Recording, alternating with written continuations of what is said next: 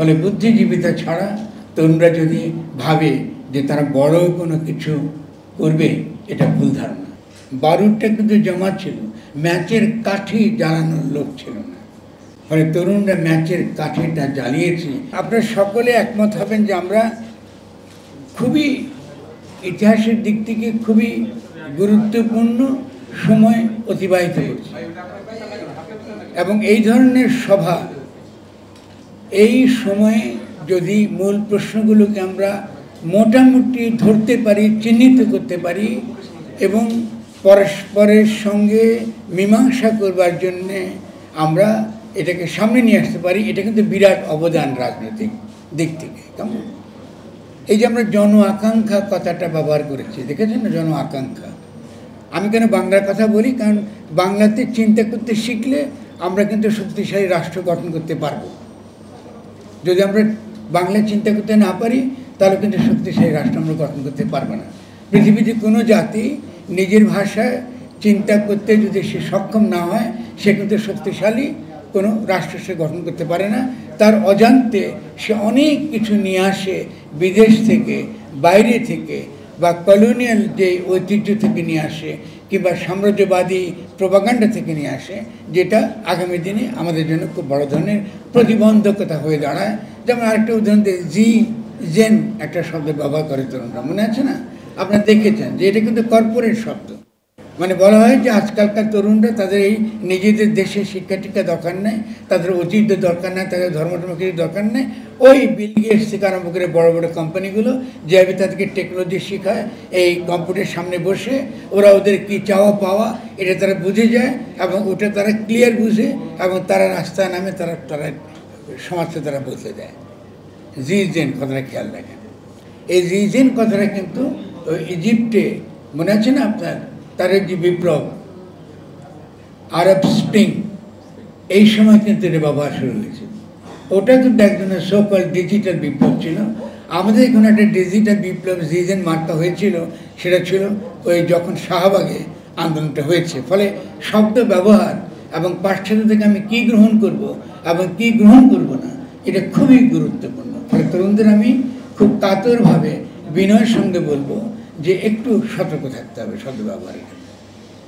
আচ্ছা, আমার একটা ছোটো ভাই একটুকে বলে গেছে, খুব সুন্দর কথা সে বলেছে, এবং ভালো লেগেছে আমার, যে আমার এক বন্ধুর সঙ্গে, আমার বন্ধুর সম্পর্কে, আমার অত্যন্ত ঘনিষ্ঠ বন্ধুর উদ্ধৃতি দিয়ে সে কথা বলেছে যে বুদ্ধিজীবীরা যদি তাদের কথা শুনলে, বা তারা আসলে সমাজকে বদলায় নেই, কিন্তু তরুণদের মনে রাখতে হবে বুদ্ধিজীবিতা ছাড়া কোনো বড় ঘটনা কিংবা বাংলাদেশকে নতুনভাবে গঠন করতে পারবে না এই বুদ্ধিজীবীরা।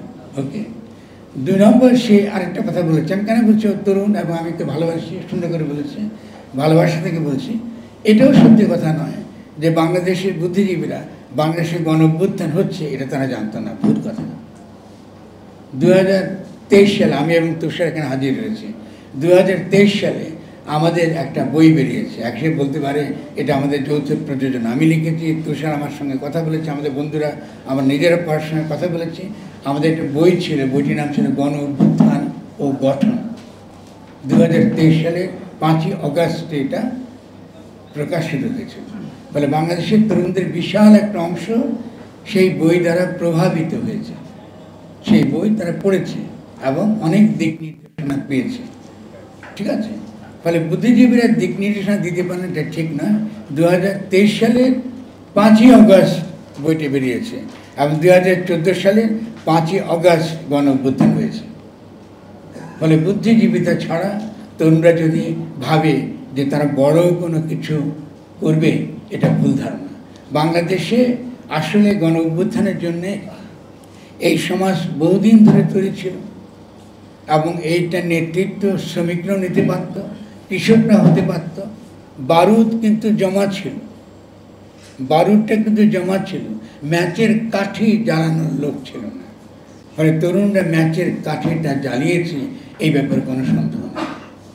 কিন্তু ম্যাচের কাঠিটা জ্বালিয়ে যেহেতু তারা বুদ্ধিজীবিতাকে তারা খুব গুরুত্বপূর্ণ মনে করে নাই, তারা বুদ্ধিজীবিতার চিন্তাকে গুরুত্বপূর্ণ মনে করে নাই, সজীব এবং সক্রিয় চিন্তাকে গুরুত্বপূর্ণ মনে করেনি, ফলে তারা কিন্তু তাদের বিজয়ের ফসল তুলে দিয়েছে ওই চুপ্পুর হাতে। তরুণরা কাজটা শুরু করেছে, জনগণ তাদের ডাকে সাড়া দিয়ে তারা তৈরি ছিল, তারা জীবন দিয়েছে, কিন্তু তরুণরা আজকে তাদেরকে জবাবদিহি করতে হবে যে এই গণ অভ্যুত্থানটা কেন আজকে চলে গেল, কেন আজকে চলে গেল এমন একটা শক্তির কাছে যারা জনগণ থেকে বিচ্ছিন্ন। আজকে আমরা এখানে কথা বলছি, আজকে তো তাদের উচিত ছিল এখানে কথা বলা, নাকি? যদি আমরা জনগণকে অংশগ্রহণ করাতে চাই, জনগণকে আগামী দিনের নতুন রাষ্ট্র গঠন করবার ক্ষেত্রে তাই যে তারা ভূমিকা রাখুক, তাহলে এটাকে বলে এই যে জন আকাঙ্ক্ষার ভিত্তিতে নতুনভাবে গঠন। ভাষাটা গুরুত্বপূর্ণ। কেন গুরুত্বপূর্ণ বুঝিয়ে বলি। আকাঙ্ক্ষা, বাসনা, কামনা শব্দটা আমরা ব্যবহার করি ইহলৌকিক চাহিদার জন্য, এটা ঠিক আছে, ইহলৌকিক চাহিদা। আমাদের ইহলৌকিক অনেক চাহিদা আছে, কামনা, বাসনা, আকাঙ্ক্ষা খুব ভালো, কিন্তু যেটা আমরা খেয়াল করতে হবে শব্দটা কিন্তু অভিপ্রায়। অভিপ্রায় শব্দটা এসছে উইল থেকে, জনগণের সামষ্টিক অভিপ্রায়। এটা আইনি শব্দ এবং এটা রাজনৈতিক সাহিত্যে এই শব্দটা ব্যবহার হয়। বাংলায় আমরা এটাই অনুবাদ করি, কম বেশি বাংলাতে শব্দটা পরিচিত হয়েছে। আমাদের সংবিধানের মধ্যে এই শব্দটাই আছে, জনগণের অভিপ্রায়ের পরম অভিব্যক্তি, এটা আমাদের সংবিধানে আছে। ফলে এই শব্দটা, এই যে শব্দবন্ধ, এটা অত্যন্ত গভীর। তার মানে জনগণের অভিপ্রায়ের পরম অভিব্যক্তি, এটাকে গণতন্ত্র বলে, এটাকে কিন্তু গণতন্ত্র বলে।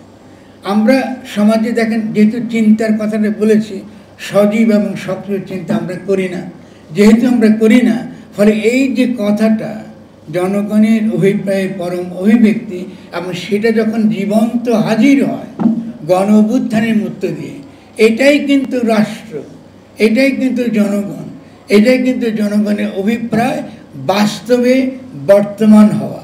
এই অভিপ্রায়কে বাস্তবায়িত করেছে কারা? সাঈদ কি মুগ্ধ কি যাদের কথা বলেছে, প্রায় 1000 মানুষ জানা অজানা শহীদ জীবন দিয়েছেন, অনেকে পঙ্গু হয়ে কাতরাচ্ছেন, অনেকে এখনো পর্যন্ত চিকিৎসা পাচ্ছেন না, অনেকে হয়তো আমরা চিনিও না।